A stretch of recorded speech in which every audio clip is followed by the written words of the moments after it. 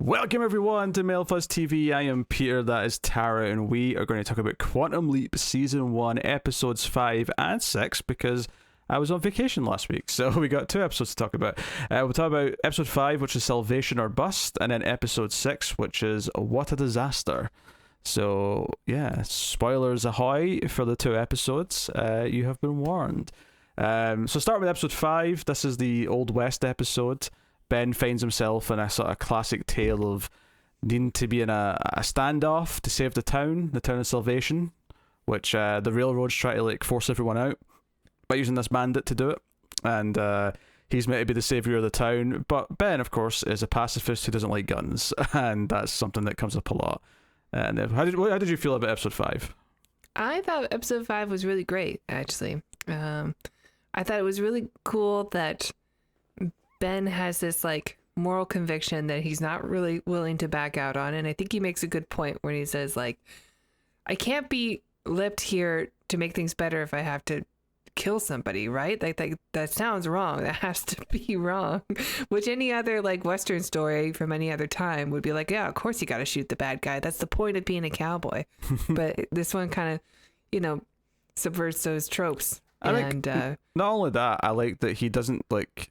Because, one critique you can maybe levy at the concept of Quantum Leap, and we have brought it up a little bit so far in this show, is that he ends up being very good at something he shouldn't be good at that quickly. Mm-hmm. And I like that he doesn't become good at shooting or, like quick draw or anything like that. He forms a plan involving lots of other things, and like it's basically smoke and mirrors and a lot of like diversion and tactics to win the day at the end. But he doesn't like master pulling out his gun and firing a quick shot off at any point, and I appreciate that. Right. What I really liked about the episode, though, was that now that he knows that he and Addison are, engaged, are a thing, they can like flirt with each other. And I love their dynamic in this episode. I think they're so cute, like almost immediately. They go into like flirty modes, like, oh, you look, this cowboy thing's working. He's like, oh, this hologram thing's working for me. I thought it was super cute, like the two of them together. There's one little moment I really liked. So it's when he's learned to use the gun, which obviously doesn't really go very far, but she has a great line where she's like, I'm pretty sure pacifists can shoot some tin cans, okay? I read it somewhere. It's like, okay, I'll shoot a tin can. But there's this thing where he doesn't really do very well, and she does that thing where, okay, she's been in the military, she knows how to do this, so she sort of gets around him, and obviously she's a hologram, she's not really there, so he's not feeling the body heat or anything like normal, but it's still very much in that position where she's around him and she's got her arms sort of like mimicking his arms, and it's kind of an intimate kind of situation. It's one of those accidental, this might be like a romantic moment when it's not supposed to be kind of things. One of the little details here I really liked is that when she's doing this, the hologram glitches on her hand and it almost looks like a spark. Like there's literally a spark between them in the moment. I thought that was a nice little artistic touch. You were waiting for that song from Ghost to start playing? Whoa, my love, my darling. Yes, that one. A little bit of that, yes. But I thought that was a neat little touch. I agree. It was very hot. Too bad it's not an HBO show where they can have hologram sex.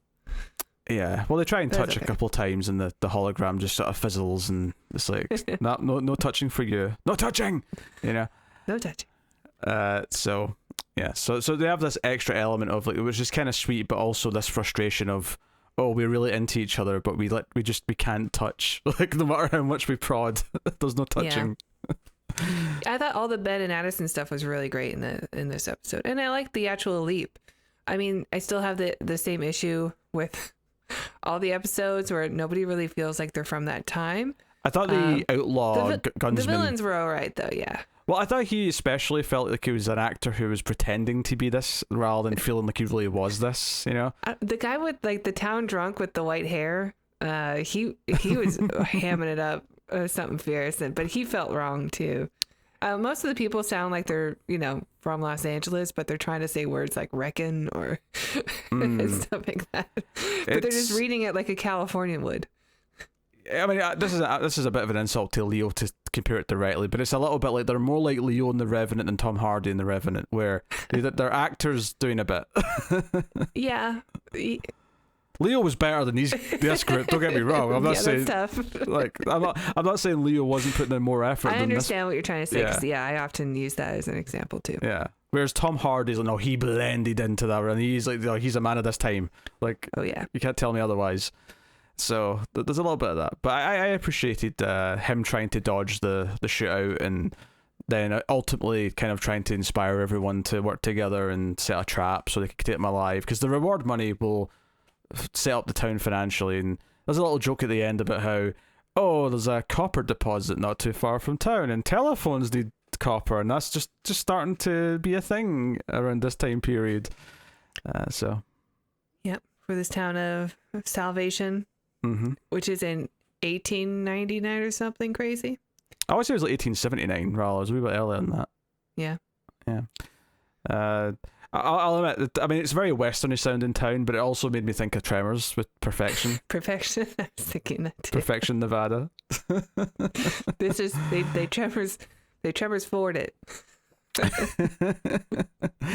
I mean, obviously, that version of Bird Cover was also a pacifist. that's true. That's very true. He had a very different arc, though. The present day stuff, it was Addison admitting that Ben remembered her, at least to some extent, remembered that like they were involved, and Magic's just kind of like, no, I get this, and like, I'm not going to tell you not to tell him anything anymore. Let's try and get some answers. Let's try and figure things out. The main thing in the present day part of the episode, though, was that there's the congresswoman's there to kind of investigate and find out what's going on, and everyone's like, oh, we can't reveal what we've been doing, and that Ben jumped illegally. Let's all just toy around it. And they're terrible liars. Their poker faces are absolutely horrible. Ian especially just fumbles the ball completely. And Addison, who is more confident, still makes it clear that they're lying by just doing the no comment thing over and over again. Like, yes, ma'am. Yeah. Yes, ma'am. No, ma'am. Yes, ma'am. It's like, we're just having a casual chat. We're trying to be friends with each other. It's like, yes, ma'am. Yeah. So. Yeah. She's in the military position of rest also, with her hands behind her back. Yeah. Very clinical answers. Straightforward. She could have asked like not yes or no questions. Well, she did eventually, and Addison did finally give her, like, I think it was when she said, when was the last time you saw Ben? And it's like, okay, she can't just say yes, ma'am. Yeah. And she's like, yesterday. And then it basically turned out a yes, ma'am again after that. Yeah. They're basically pretending he's away in a family emergency. There's only so long that can go. Though. Yeah. She's not buying it, though. No. And she's going to like report that something fishy is going on, but Magic talks her out of it by basically bringing up something that sounds like blackmail, and that's kind of why Jen got it, because Jen's like, oh, in case you need the nuclear option, here's like something bad from her past that you can use against her. And Magic instead kind of brings it up and says, hey, we could maybe change this. Your brother didn't have to die in that car accident that you're responsible for. Yeah. We can alter that. And of course everyone's like, we can't pick when we go. Like, shut up, don't tell her that. just go with it. We can't yet. He kind of implies when he's talking to her, like, maybe one day we'll be able to figure this out unless you shut this down. Yeah. He's played a bit of a long game, which is fine. There's a whole bunch of other stuff in the episode during the leap, which is basically amounts to like the Ben's like, his host, his granddaughter is 15 and wants to get involved and steals the guns at one point, and it's all fine. It's all, decent enough stuff. Yeah, I mean, she's a good enough actress. She's probably the best one of the guest stars. Sure, but yeah. I think the actual leap, I enjoyed the mousetrap, the how can we end this without violence method. And it was just, the whole town of, it's not perfection. Salvation. I guess it was rejection in the fourth movie. It was in Tremors. That's true. They changed it to perfection after that event. Yes. I love that we bring up Tremors 4 and not Back to the Future 3, which seems like the obvious. That's normally what I would bring up. To be fair, no, hold on. It's not we. You brought up Tremors 4, and then I just rolled with it. No, you brought it up. You brought it up. You said the Tremors 4 this. Those were your words. Maybe I did. Okay. Yeah, but this town like is a bunch of outcasts, and there's a lot of people of color. And you get the Chinese family. Yeah, and even seeing like Ben as a cowboy, who's like the town hero, is a bit odd because you don't normally see somebody of that race in that role for the Old West. Everything just feels like it's a much different version from the usual like John Wayne films. Well, that comes up in the story where it's just the one deputy who doesn't just quit and run away because he's scared is a black man, and he says that he came here because this was one of the few places that he'd heard about that he could be what he wanted to be. And there's the Chinese family that we hear. The old man there, he lost his hearing working on the railroad at some point, and this is genuinely become this kind of haven for a lot of people who, particularly in this time period, aren't given a fair shake. And it kind of like, by the end of the story, it was like, okay, Ben's got a reason to want to try and save the town. It's not just like because history says they need to be saved. It's like, oh no, shit, there's a lot of sympathetic people here. Mm-hmm. And he knows that this time period is not very welcoming to just about everyone who's here. There's a reason why they all came here. There's a reason why they want to fight to keep it, and why like they're willing to like put up a fight for it. So I think that was neat, and it kind of it was taking a time period which we usually have a very black and white depiction of like good guys and bad guys and things like that, and this was sort of bringing some modern sensibilities into it, and doesn't feel forced because yes, all these people did exist back in this time period. It's just that movies and stuff would avoid a lot of it a lot of the time. I mean, even that first season of Watchmen kind of put that in perspective also. Yeah.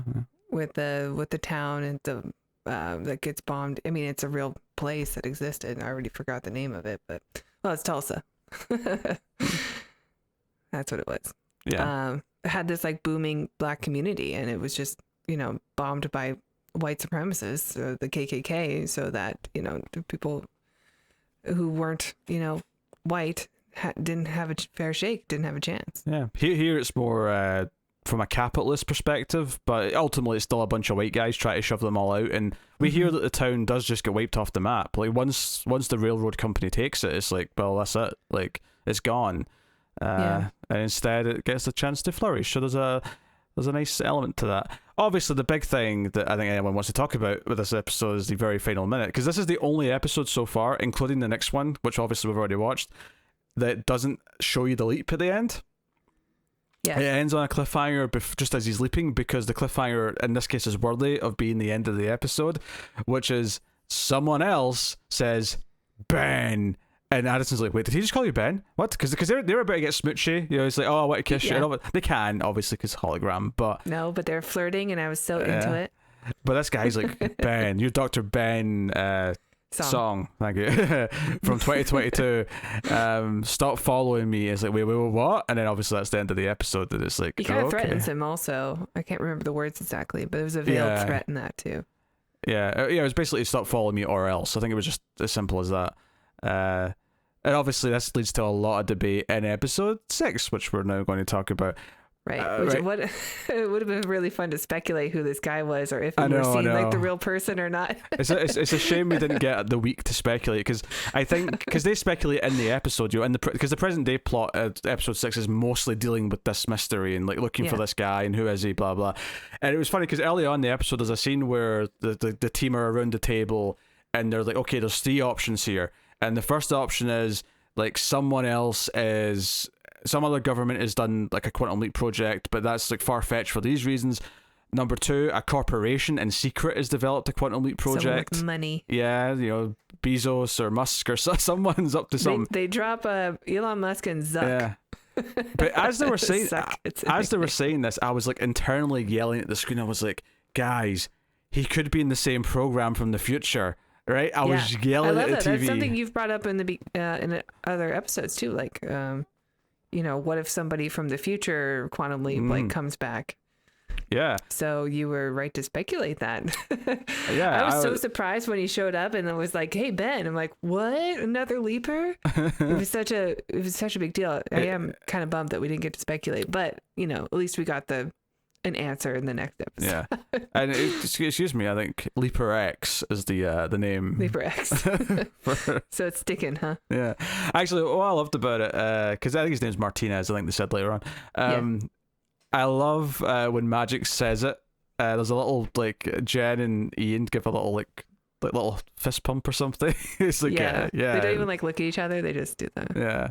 It was very slick. It was it's a little bit of personality for both of them, which was nice. I gotta say, I really like Jen a lot in this episode. I thought she was kind of cringe in the last one. She felt like episode 1 Jen, where she was just sort of saying things that sound cool on paper, but they don't really make sense. I've dug up dart. Yeah, usually the nuclear option. All the I'm the spy person shit. Yeah, she's a great hacker on the dark web, hacking Bitcoin. It's all very generic, cool sounding stuff.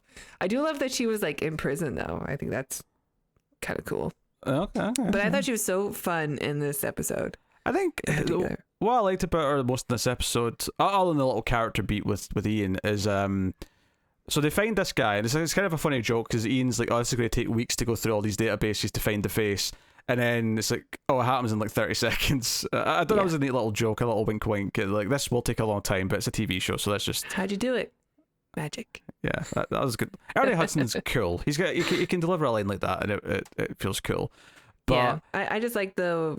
I like the little bits of personality. I think Ian has a lot of personality just because he has, he says a lot of things under his breath.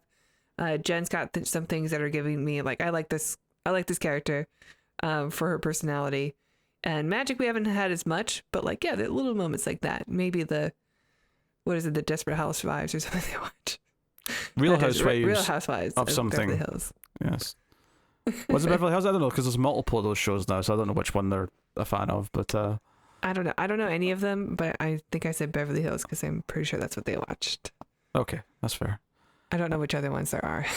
I'm pretty sure the little girl from Halloween is a middle-aged woman in The Real Housewives of Beverly Hills.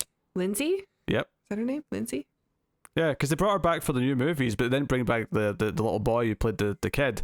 And it turned out the reason why they brought her back is because she's actually kind of famous in a different way for something else. No, they instead brought in Anthony Michael Hall. Yes. I don't know. Anyway, so what the little Jen moment I really liked actually. So they go to see this guy and they don't know, is he leaping from the future? Is he leaping in secret somewhere else? And it turns out he's a very what's the word I'm looking for? He's very he believes in his country. He's a very proud soldier. He's very respectful to Magic because he's a colonel when he shows up, and he's like, "Oh, have I done something wrong?" He's very apologetic, thinking that maybe he's in trouble, and it seems all very sincere and genuine. And I think one of the little moments I really like with Jen is that after they leave, her turning and saying, "This isn't like me, but I actually think he's telling the truth." It actually told us, the audience, that he probably is, because not only did it seem genuine to us, but the fact that she feels convinced means that it probably is true, that he doesn't know anything about this yet. Him leaping is from the future, but it does lead into another question they brought up: is is Ben chasing him? Was that the goal? Was to chase him somewhere? Yeah. They also theorized that he's trying to go to the future as well, which is another kettle of fish to talk about, but. Yeah. Thoughts on any of what I just said? No, I also like that they bring up, I think it's Ian that brings up, how do we know that Jen and Magic going to his place isn't the catalyst that gets him into the project later on? The cause and effect, the butterfly, and all that. What is this top secret thing that these people came by to talk to me about? Let me do some more investigating. But yeah, I like that I do like that the mystery is solved, quite quickly. And, I had an hour to speculate who this person could have been. Is it Sam even, that we just don't get to see his face? But no, we do see his face. Which actually, on that particular note, they made a very good point of saying, no, because of the way Quantum Leap works, we all see his real face. Mm-hmm. You know, just like we see Ben's real face, we see his real face too. So same goes for the audience. I'm like, okay, that's a really neat little thing because it does kind of suggest that if Sam ever does show up, it can never be like oh no, we saw the fake face first and then it reveals that it's Sam. They can't do that now. They've made it very clear that we will see the face of the Leaper. If Scott Bakula decides to come back. If he does, he will. There's there's a dump truck of money just sitting there waiting for him. He sort of owes Belisario and Pratt his career. They used him a lot. NBC. I think it will, but no, I thought that was a really interesting, like, because they actually, if anything, my complaint would be that they explained it twice. Because there's a scene where they bring this up that it's just like how Addison and us, we see Ben's face, so we see his real face. There's like a second scene where Jen is explaining it to Magic, and she's got like a little cowboy doll, and she's put the little face like stuck onto his face, and by the end of it, I'm like, you just explained the same thing. There was nothing new in here. All she's really saying in this scene is that, because we have footage of the Leap, we can use facial recognition to find him. And I'm like, okay, but you already, like, this, the actual why we see his face, like, nothing was added to that. Like, it was the same thing as before. I already got it. I thought it was kind of a cute scene that she, used cowboy dolls to actually play it out for everybody. That was because that was the previous Leap, so yeah, it made sense that that's what she picked. Right, yeah. I thought it was kind of cute, and I do genuinely like her character in this episode. I think that where it falters a little bit is sort of like the pilot episode where she's doing the explanation, and the character that they're talking to keeps saying, "I already know all this, so it's clearly just for us," but we already got it, so it seems unnecessary. Yeah, that's what I felt especially weird, because they already explained it. I think Ian explained it really succinctly when it first came up at the start of the episode, so it was just kind of weird. But I do love how they immediately started with Addison walking out of the chamber and be like, "What the hell, did you see that?" And like, yeah. Who's the Sleeper? Who's Sleeper X? Yeah, she's still in the same outfit too. Yeah, I appreciate that. I appreciate that it picked up right there from her perspective, like the very next thing, which is cool. So all that speculation's interesting, and it does beg the question, like, obviously it doesn't look that much older, so it can't be like decades in the future, but like they say, it could be 5 years in the future. Like, is it going to be within the span of like a season or two where we're going to like find out he's started soon, or is it going to be something where, no, this is like just after the show ends, like we're never going to actually get to the point where he starts doing it in present day kind of thing? I think the writers just watched the movie Tenet and said, we can do something like this. We can do the past and the future are at war with each other. Well, with this quantum leap project. Here's an interesting idea. What if every time he meets him in a leap, it's not in the same order for him? So the next time we see him might be a version where Leaper X is meeting Ben for the first time, but Ben's already met him, and we. Oh, that's interesting. Yeah, I didn't consider that. That's something that maybe they're not taking the same path. Yeah, I'm pulling this a little bit from some Doctor Who actually. Because there's time travel in that show. There's like a character who shows up in that who. I didn't think you watched Doctor Who, but I guess I should have figured since you're British. Well, I don't really like it that much. I watched like a good chunk of the new stuff, but there's a character who keeps appearing every so often, but because she's also time traveling, it's actually her relationship with the Doctor is in a different order to him. So, there's kind of all these teases about where it goes, and then she's referencing things that's not happened yet, and I'm wondering if they can do something like that here, where even though I know it says he might be chasing him, and we don't know that for sure. That's just a speculation at this point on the characters. But even if he is chasing him, it is possible that maybe he's like picking up a trail. Maybe he's not getting to him in the same order that he's actually going through things. So there could be some interesting stuff to play with there if they want to go down that path. Yeah, I'm really into this, the non-leap plot of what's going on in present day. Now that there's all this future stuff happening, this is really cool. I would have speculated that Janice, is that the name of Val's daughter? I would have speculated that she's this guy's hologram, except for the fact that it doesn't sound like this guy's leaping yet. So maybe she is, and like she's not going to have it up and running and recruit him until a little bit later. Or is it something completely separate? Because that's also still in play. Like this idea that Janice can go into, because we assumed she was going to show up and talk to Ben, which I'm still kind of expecting to happen at some point. But if anything, I was surprised that in episode 6 that we never saw Leaper X again. I was kind of expecting another little tease of him by the end, but that's okay. Yeah, we didn't see it, but now that you mention it, I didn't think about Janice. But I think her mom said that she has Al's old handling. Too. Yeah, that was. Yeah, we saw the handling. Yeah, that was at the end of like episode 3 or 4. Yeah. Right. So yeah, I guess that would mean that.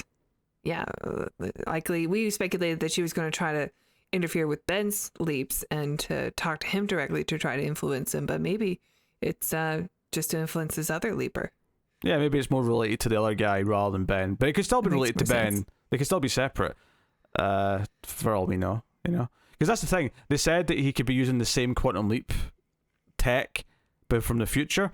But there's nothing to say that it could also be a rogue, separate quantum leap tech, but it's also from the future. Like, it doesn't have to be the same one necessarily. Like, both the rogue thing and the future can be true at the same time. So that's true.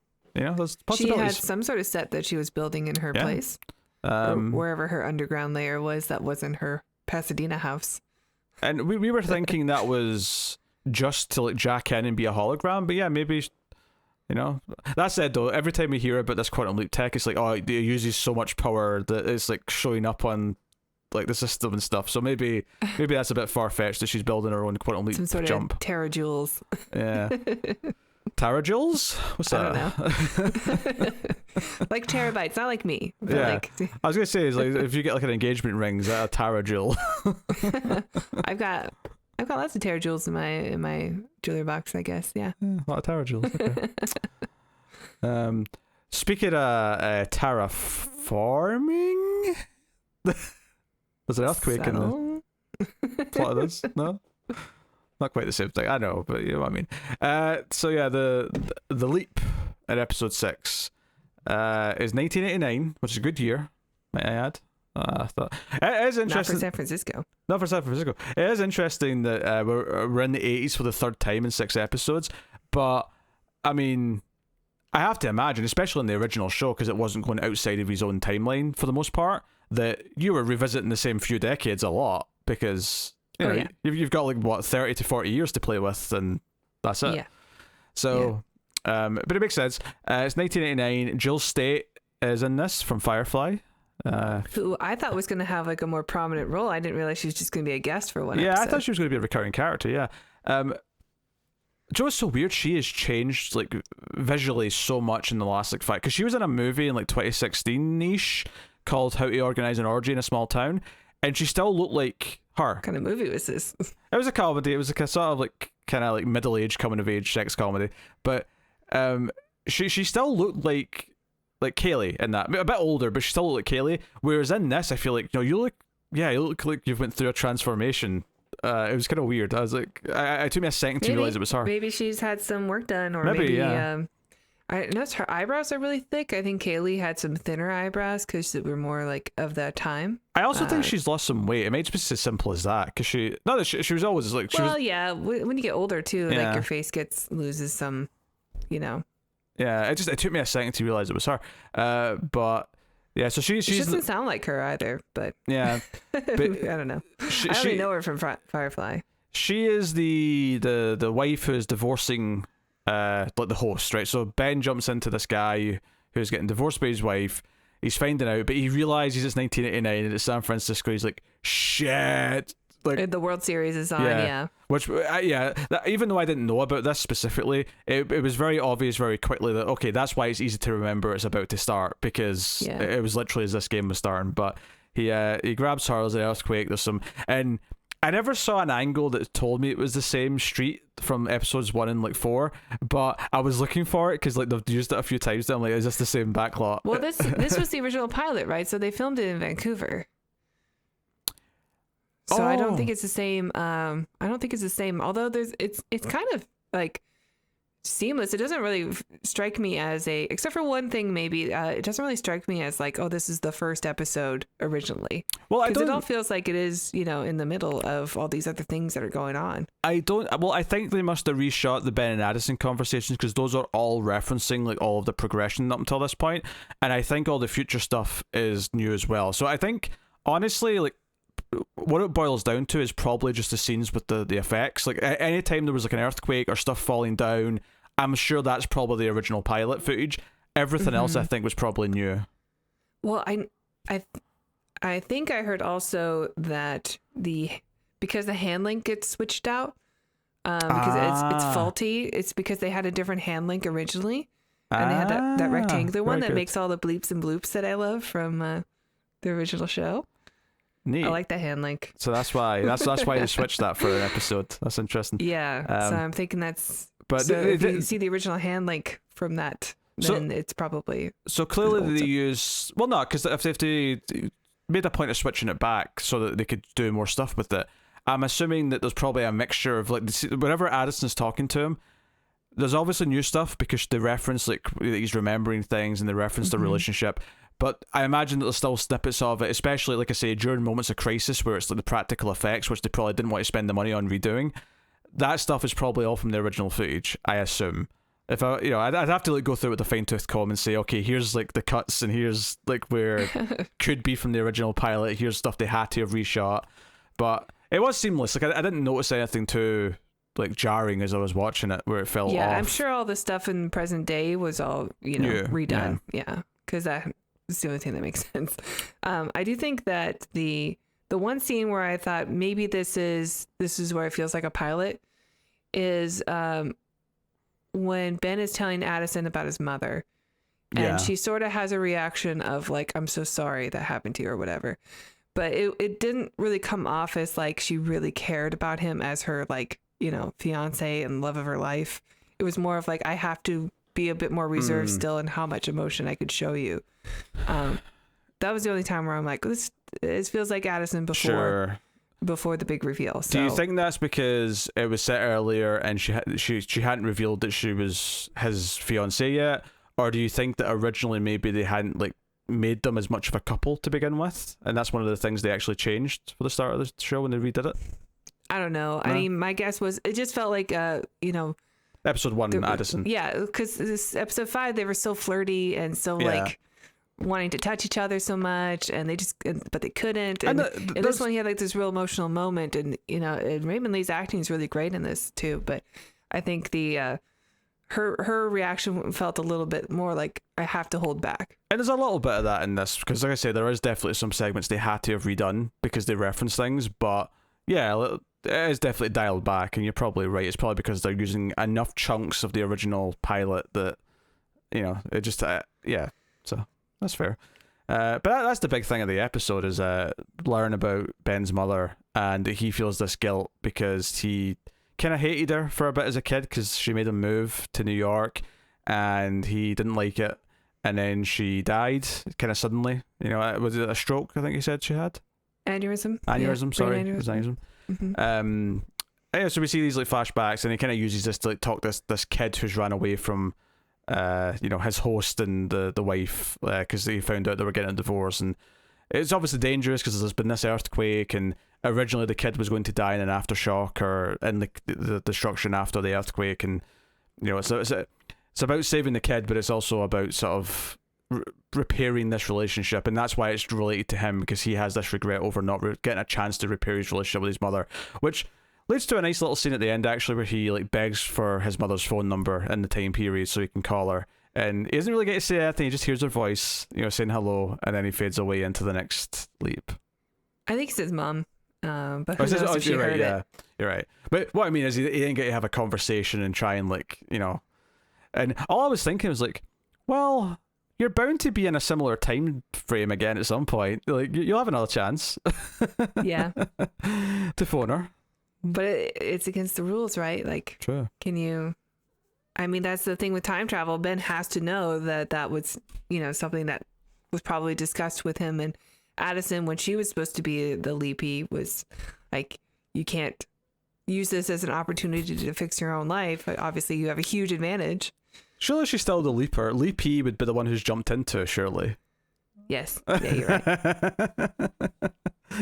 When she was the leaper. I like how you just implied, I don't know, but it's a woman, it's a leapy. that's the feminine version. The leapette. The leapette. Yeah, so no, it was a sweet thing. There's a lot of like there's some humor early on when like Jill State's getting upset at him because he's not really, because to her he's not taking anything she's saying seriously, but in actual fact, because she's like, I want a divorce, and he takes a moment, he's like, oh, from me. Like, he takes a moment to like clock that that's what she means. Yeah, I love his moment where he's just like, oh, I'm sorry. Actually, oh wait, you know what? it's for me. Do you know what? That might actually be another pilot holdover. Is his, because I think arguably Ben at this point should probably like guess that quicker, and maybe you could argue that this is a pilot. Like, if this is the first episode, that's why it takes him a second to go. Well, he hasn't seen his reflection, so he doesn't know if she's like talking to like his sister or her sister or like true, her friend. So he's just there originally to like, oh, I'm sorry that's happening to you. Oh yeah, it's for me. And he has another moment later on when she talks about Jason, and he goes, yeah, who's that? Our son, Jason? Oh yeah, Jason, love him. Which again feels like a first episode thing where he's not quite like, used to sort of bluffing his way through these things. And I think that's like maybe just a nice thing for us to notice, because we know some of this footage is originally from the first episode and they've swapped it around. But it does make for a couple of fun little beats where you're like, I can kind of tell that this is episode 1 Ben, like, who's not really sussed out what's happening yet. But they are funny moments. Like, I can't deny that they were amusing. Yeah, they were pretty great.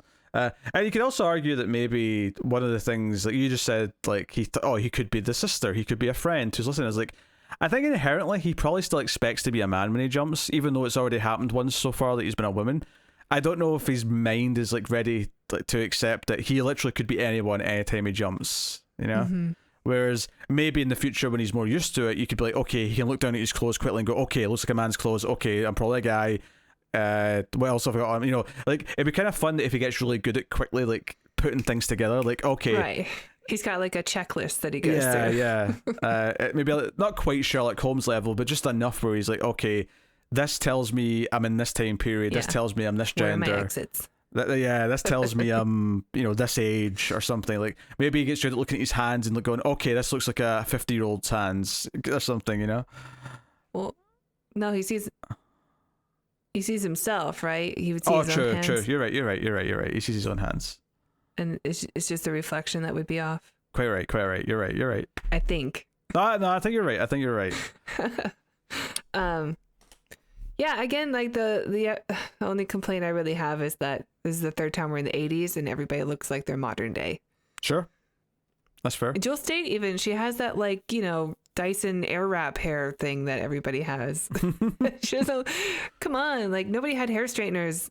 Just let your hair be frizzy. It's 89.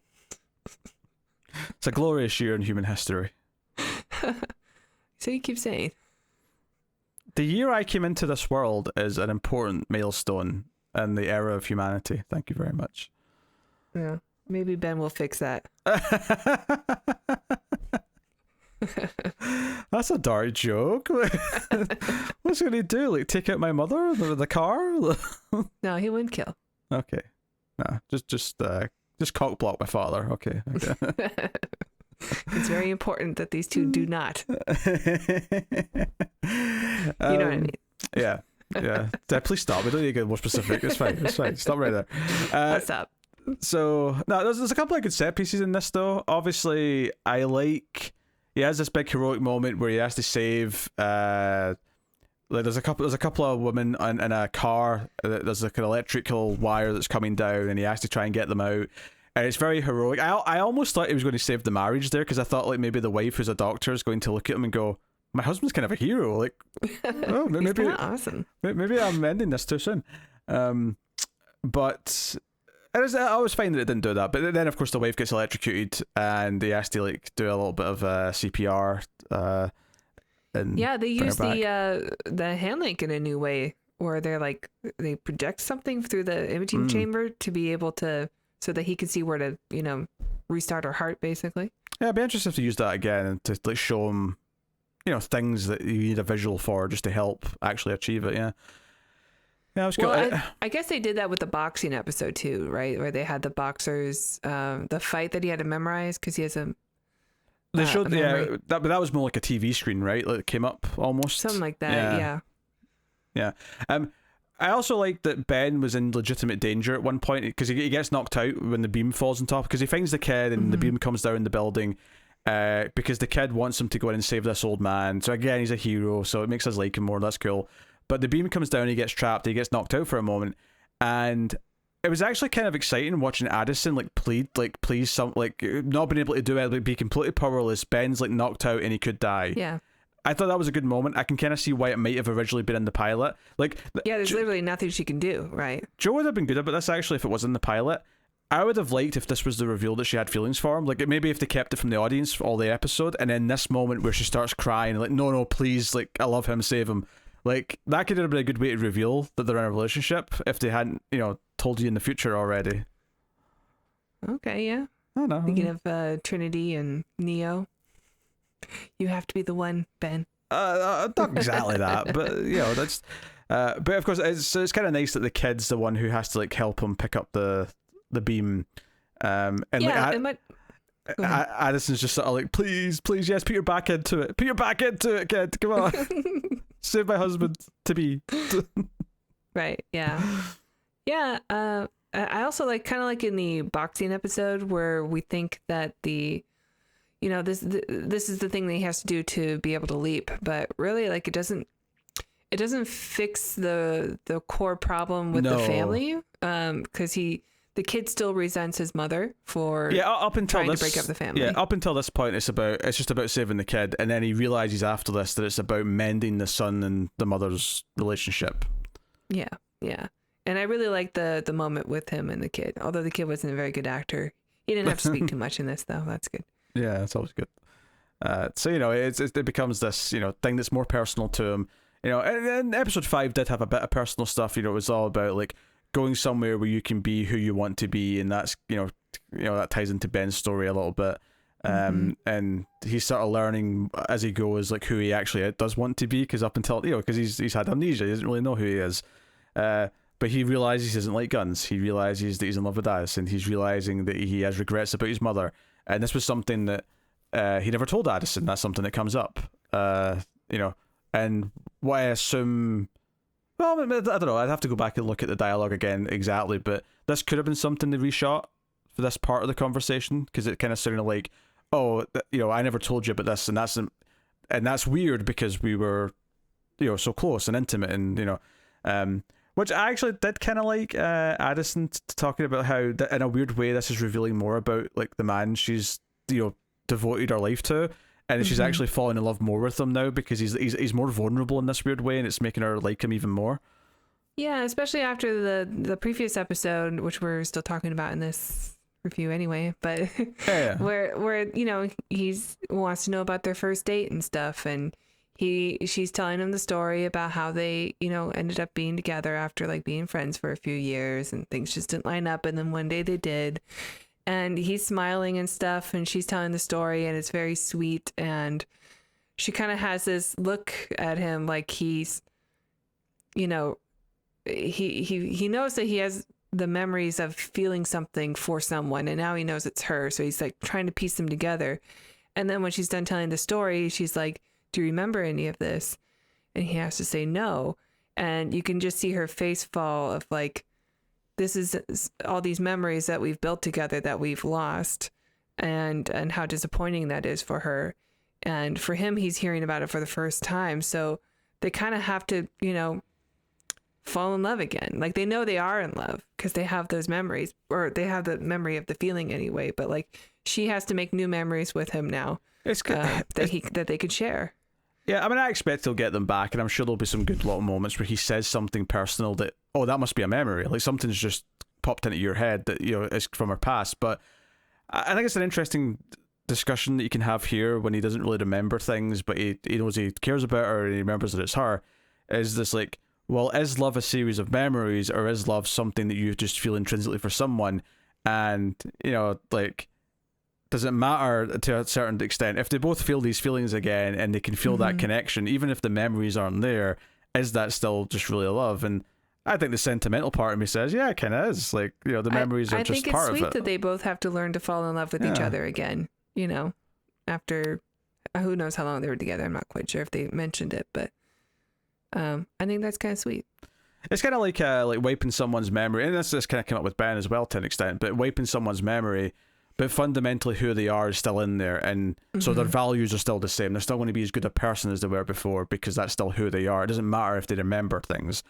Yeah. So I think it's a really interesting question to kind of prod at a little bit before he does remember more stuff. But I'm sure he will. I'm sure there's going to be, the big moments where he remembers their first kiss or their first whatever. I mean, it sounds like the first date led to their first kiss and sex anyway, by the sounds of it. She's like, we said, screw the restaurant. Let's just go home.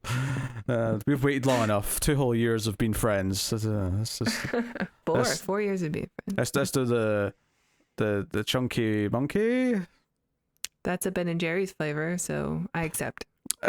I'm trying to remember what Sylvester Stallone said in Demolition Man. He had like 3 different terms for sex, and like the whale mamba, that was one of them. The whale mamba. Anyway, they're adding some interesting wrinkles to their romance, which is giving it a little bit of depth, but I think more interestingly from a science fiction perspective, a little bit of a philosophical, layer. Like, okay, philosophically, are they already in love? Are they falling in love again? Is it like a bit of both? Like, how does your mind operate those ideas? And if nothing else, I want science fiction to provoke my thoughts a little bit. So, not good. Thumbs up on that. Yeah, I think both these episodes were really great. Yeah, I think, there's still some network TV elements to it. Obviously, some of the guest stars have to be really kind of 2-dimensional just to get the point across, and like just sort of, set up whatever Ben has to learn that episode. Or we still get some really awful fire effects. Oh, the circle of fire in the Western, when they have the ring of fire around them. Oh, that looked really rough. Yeah, really bad. Yeah. But I'll tell you what, though, I'm excited because they're doing a Halloween episode. I am so pumped for this. So no, I like so he jumps at the end of the episode, he fades away, and it's this emotional moment where he's on the phone to his mother, and he's standing in like a priest uniform, and I'm like, oh god, he's an exorcist. He's an exorcist. He's in front of the door, right? And then the camera like focuses on Halloween decorations. A little bit of piano music playing. Yeah. But it shows you the Halloween decorations, the trick or treaters, and then just to set you up for this is going to be a fun pulpy episode. The number 669, the 9 falls and becomes a 666, and I'm like, yes, I'm into it. That is actually a callback to an episode of the original show. Oh, really? Where they did a spooky episode about the boogeyman. Not Michael Myers, but the boogeyman. Yeah. Just the general boogeyman, yes. Yeah, and which is one of my favorite episodes, actually. So I'm super excited for this. I hope they go full camp. Oh, yeah, I'm excited for this. Like, see if he walks in and they're like, oh, our daughter's possessed, you have to... I'm like, yes! He's an exorcist. Because I'm going to assume Ben is... agnostic, if not atheist, just given his other characteristics. So the time and scientist. He's a scientist. Yeah. And so I'm very curious to see how probably not. He's he immigrated from Korea, right? So he's probably not Christian or Catholic or anything like that. I mean, he may be, but maybe didn't grow up with that religion even. So like, I suspect he's just going to he'll quote. Be a skeptic. He's going to quote The Exorcist because that's his knowledge base, probably. Have you seen it? It'd be funny if Addison's like, hey, just quote The Exorcist. He's like, I've not seen it. I don't know what happens. The power of Christ compels you. Yeah, I'm looking forward to this. I think it's interesting. I would half expect them to have done it this week just because usually they like to do it before the holiday, but it's actually going to air the day after Halloween. But obviously it's close, but... No, technically it airs here on Halloween night. Oh, no, it doesn't air Halloween Monday night. Monday. It's because we record the reviews on Tuesday. I'm thinking it's Tuesday. You're right. It's actually airing on Halloween night. You're right. Yep. So that's good.